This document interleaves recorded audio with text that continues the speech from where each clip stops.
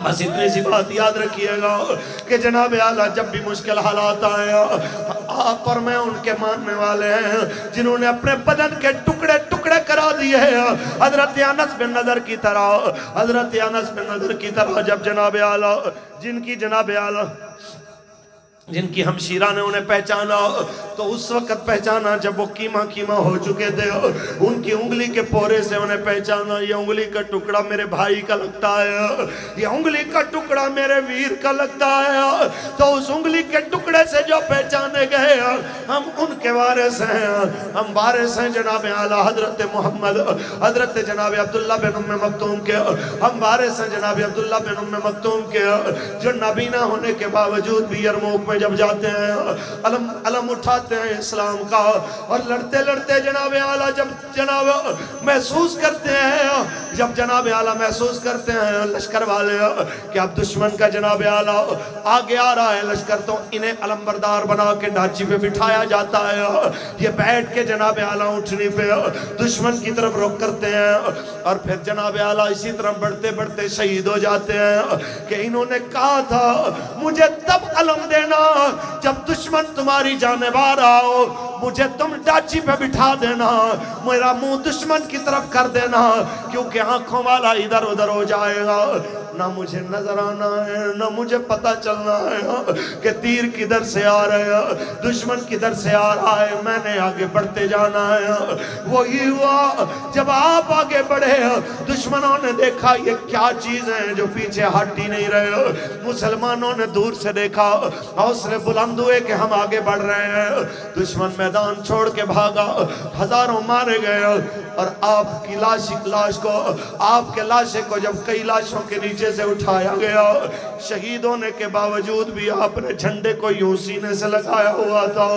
आज सदियां गुजर गई हैं, बड़े बड़े बादशाह आए, बड़े बड़े वजीर आए, बड़े बड़े मुशीर आए, बड़ी बड़ी आंखों वाले आए, लेकिन जनाब अब्दुल्ला बिन उम्मे मक्तूम जैसा फिर कोई दोबारा ना आया। क़यामत तक जमाना उन्हें याद करता रहेगा। ये वो हैं जिन्होंने अपना सब कुछ रसूलुल्लाह के नाम पे कुर्बान कर दिया, चाहे इन सर की आंखों से नजर नहीं आता था, दिल की आंखों से इस्लाम की हक़ानियत को पहचान के दुनिया के सामने साबित कर दिया कि बस रसूलुल्लाह दीने हसन, बस रसूलुल्लाह का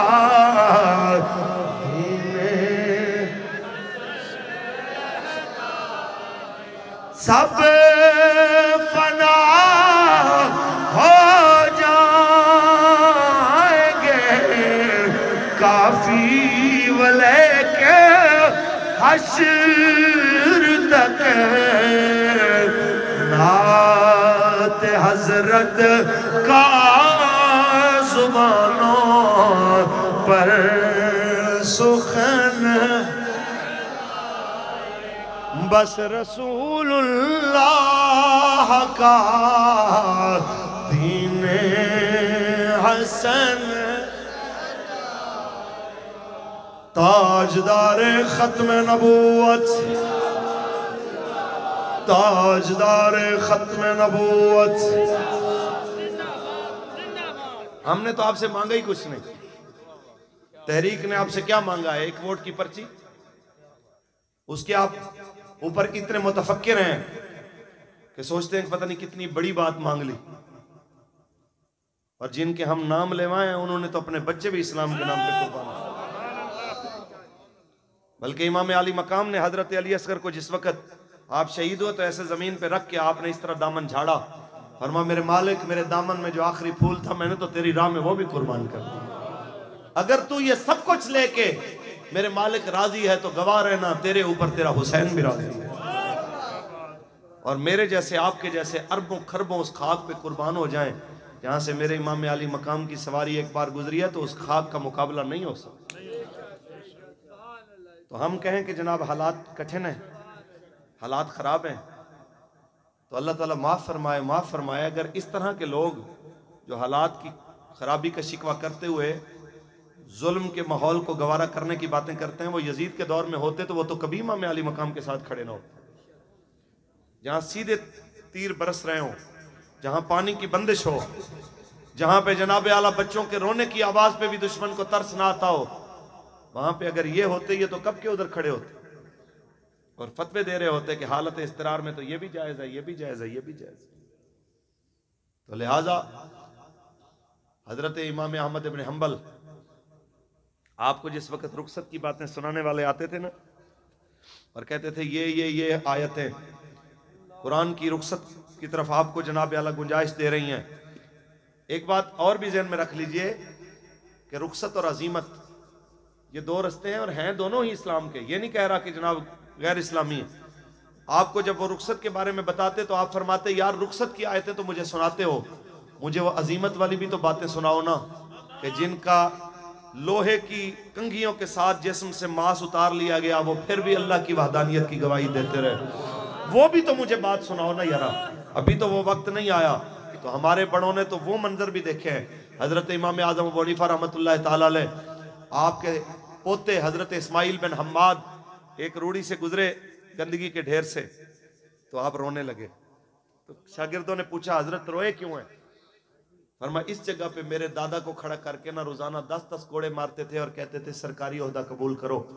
और मेरा दादा कहता था कि मैं मर तो सकता हूँ लेकिन किसी जालिम का पुश्तिबान और हिमायती नहीं बन सकता। उसका जनाब आला जुल्म का मैं मजीद जनाब हिमायती, ऐसा कि जो उसके जुल्म को परवान चढ़ाए ऐसे किसी अमल का हिस्सा नहीं बन सकता।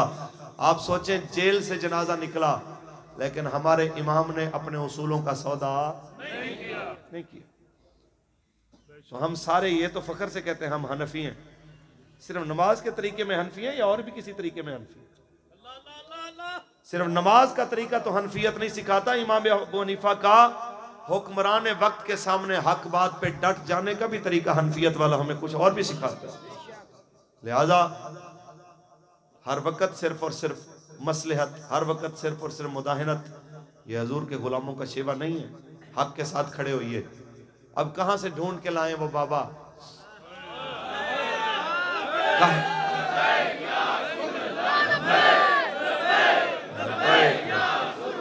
अब यार कहां से वो मर्द कलंदर को दोबारा लाए कि जो व्हील चेयर पे बैठा हुआ, जब उन्होंने ऐलान किया आसिया मलूना की वो रिहाई के खिलाफ जिस वक्त होना था एहतजाज, तो आपने ऐलान किया कि सुबह 8 बजे सबने रोड पे पहुंचना है। और मुझे अच्छी तरह याद है, अभी घर में मैं तैयारी कर रहा था कि मोबाइल के ऊपर तस्वीर आई कि हजरत अकेले जनाब वहां पे जाके बैठे हुए बेंच के ऊपर। आज भी वो तस्वीर आपके मोबाइल में मौजूद होगी। ये भी नहीं सोचा मुझे अकेले को कोई उठा के ले जाएगा, गिरफ्तार कर लेगा, कोई क्या होगा। आपने कहा मैं सबका जिम्मेदार नहीं हूं या रसूलुल्लाह, मैं अपना तो जिम्मेदार हूं ना। जितनी मेरी औकात है मैं आपके लिए हाजिर हूं। तो वो अपने आप को लेके हाजिर हो गए और आज उनकी उस कुर्बानी की बरकत है कि फैजाबाद दूसरी बार जब गए तब भी, जब उसके बाद अप्रैल में कौम को बुलाया हजूर की नामूस के लिए तब भी, जब फिर लॉन्ग मार्च के लिए जब सारी क़ियादत किबला शाहजी समेत अंदर थे तब भी हुजूर के गुलामों ने मैदान में खड़े होकर कहा कि बाबा जी ने जिस तरह हजूर के नामूस पे पहरा दिया है इंशाअल्लाह उनके पैगाम को हमने भूलना नहीं है, बल्कि ये शहीद होते हुए भी बाबे को याद करते हुए वो सबक दोहराते हुए चले गए। खुदा दे वास्ते एक बार आ जा, ए टुर चले आ तेरा बीमार आ जा। खुदा दे वास्ते एक बार आ जा। मैं सदके तेरियां मिट्टियां गलां तो सुनावण मिठी गुफ्तार आ जा। ए टुर चले आ तेरा बीमार आ जा। खुदा दे वास्ते एक बार आ जाओ। ताजदार खत्म नबूवत बिला ताखीर आले नबी